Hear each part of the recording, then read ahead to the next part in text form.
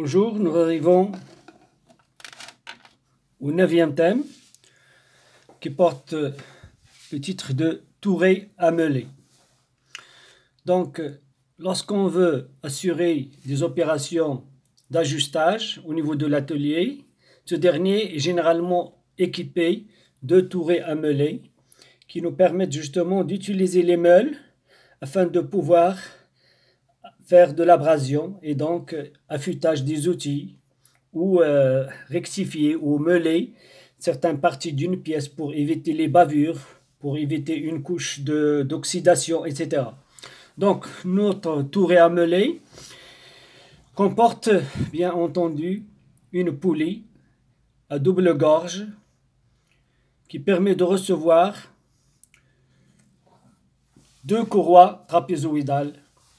Donc le système moteur transmet la puissance à ce système récepteur afin d'entraîner en rotation l'arbre sur lequel sont montés deux meules.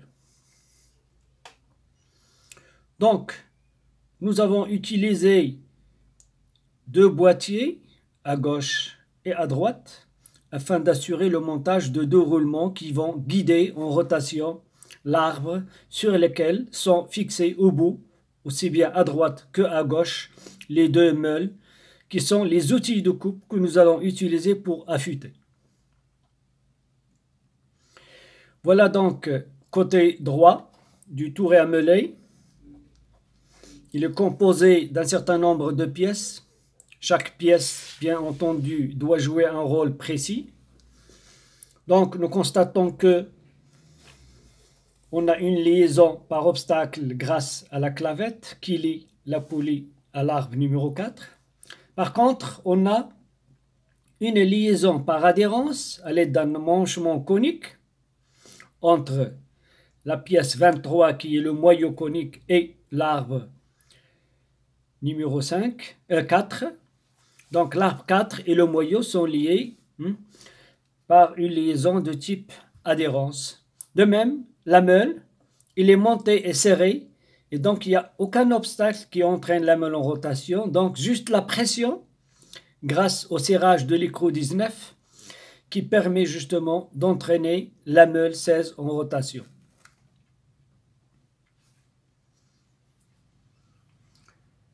Donc, nous avons un carter de protection afin de protéger la meule de droite, un autre carter de protection pour protéger la meule de gauche. Une meule est considérée comme un outil très dangereux, d'une part parce que la fragmentation de la meule ou l'usure de la meule entraîne l'éjection des grains de la meule à cause de cette force centrifuge, étant donné que les meules tournent à grande vitesse et même à très grande vitesse. Et parfois, si la meule est fragile, il risque d'y avoir l'éclatement de la meule et donc ce carter va essayer donc d'assurer la protection de l'utilisateur. Cet utilisateur, bien entendu, ne doit pas rester dans ce plan-là de la meule parce que c'est cette zone-là qui est dangereuse. Il doit se décaler soit à droite ou à gauche pour ne pas rester en face de la zone la plus dangereuse. Donc, 11, c'est bien le carter de protection. Donc, le boîtier, c'est numéro 8, qui permet de porter le roulement numéro 2. Nous avons utilisé ce qu'on appelle des chicanes. La pièce numéro 13,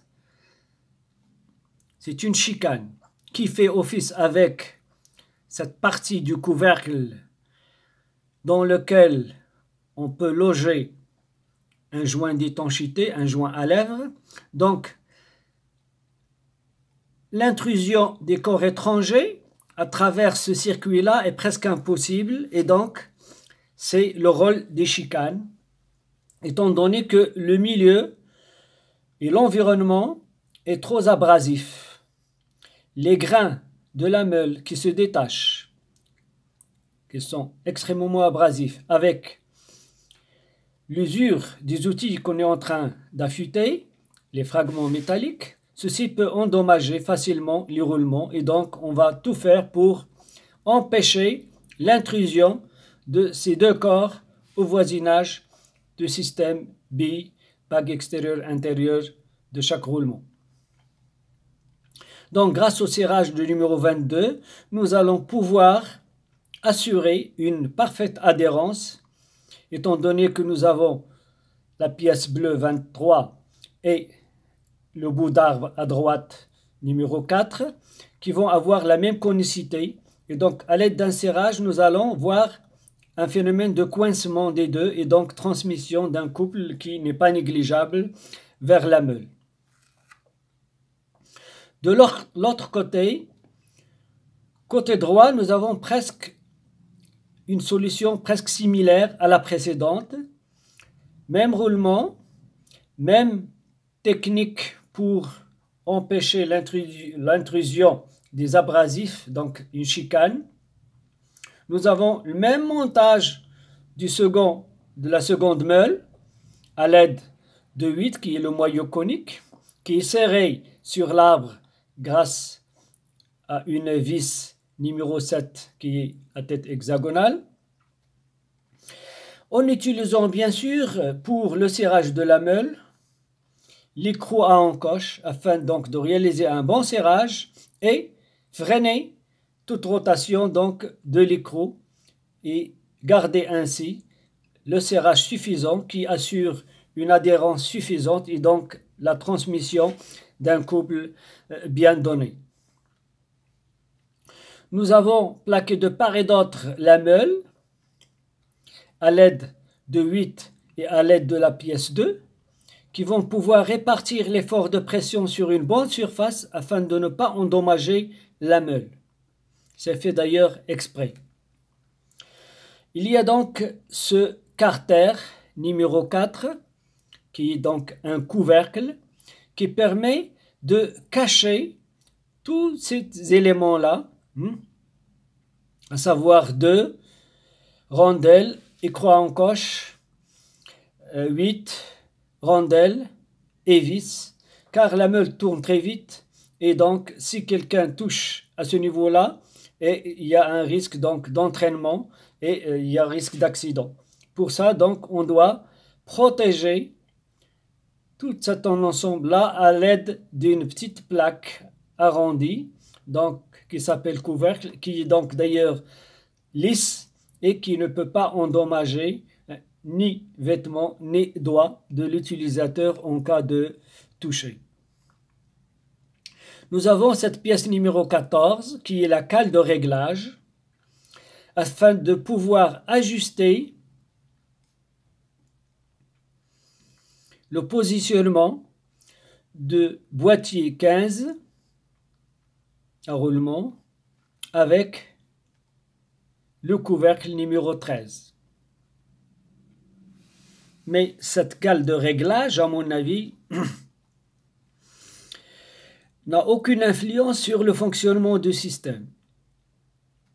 Là, on va détecter encore une fois une erreur grave, donc celle d'un concepteur qui a mal positionné sa cale. Cette cale doit venir à ce niveau-là pour pouvoir faire bouger le boîtier 15 à droite et à gauche qui agira sur le roulement qui va faire bouger soit à droite et à gauche l'arbre. Étant donné que on n'oublie pas que nous avons au milieu une poulie et qu'on souhaite avoir un alignement entre la poulie motrice et cette poulie réceptrice. Et donc pour ça, on doit pouvoir être en mesure de régler en translation l'arbre. Donc c'est la fonction qui est donnée à la partie gauche de notre système. Au lieu d'intercaler 14, qui est une cale de réglage bien entendu, il faut la mettre plutôt entre le corps et le boîtier afin d'avoir de l'influence sur le positionnement en translation de notre arbre 20 et par conséquent l'alignement des deux gorges de la poulie réceptrice avec celle de la poulie motrice. Donc là, constat, erreur de mise en place d'une pièce qui devrait être intercalée entre le boîtier et le corps et non entre le boîtier et le couvercle, parce qu'à ce niveau-là, ça n'a pas beaucoup d'importance. Au contraire, ici, on doit avoir du jeu. Étant donné qu'on va réaliser un serrage, il faut laisser le jeu ici pour être sûr que nous allons bien pincer la bague extérieure. Il ne faut rien mettre ici. C'est à ce niveau-là qu'il faudra mettre cette cale de réglage. Et là, on devrait laisser un jeu pour s'assurer que nous fixons de part et d'autre la bague extérieure. Et ici, pareil. Donc, il y a 4 obstacles. Donc là, comme par hasard, on n'arrête pas d'identifier des petites erreurs. Ça, c'est une question de lecture. Les concepteurs ont commis une petite erreur. Bon, nous venons de la détecter.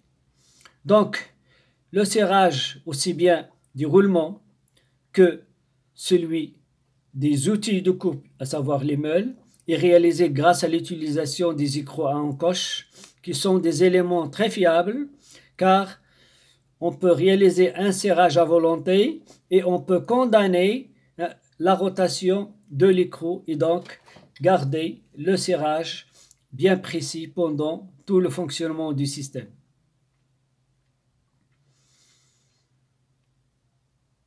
Donc, nous voyons ici que à ce niveau-là, on doit mettre en place une pièce numéro 10, qui est la cale de réglage. Car il faut laisser le jeu ici. Étant donné, c'est le roulement de gauche qui va conditionner le positionnement de l'axe et non le roulement de droite. On ne peut pas faire un double positionnement par 2 roulements. Ce n'est pas permis. Donc ce roulement-là, on doit lui laisser un peu de jeu, aussi bien à droite qu'à gauche, pour qu'il se positionne automatiquement en fonction de la position qui lui a été définie par le roulement de gauche. Étant donné ce roulement de gauche, sur lequel nous avons serré les bagues extérieures et intérieures, et nous avons laissé le jeu ici pour être sûr que nous avons bien serré et que nous avons décalé cette pièce-là pour la positionner ici, afin donc de régler en fonction de son épaisseur le positionnement ou l'alignement de la poulie réceptrice par rapport à la poulie motrice. Donc, de part et d'autre, nous avons utilisé des boîtiers. Ici, nous venons de serrer la poulie contre l'épaulement à l'aide de l'appui de l'entretoise, puis la bague intérieure du roulement 2, puis la chicane numéro 13 et la rondelle frein 14, et puis l'écrou qui va réaliser le serrage de tout cet ensemble-là contre l'épaulement.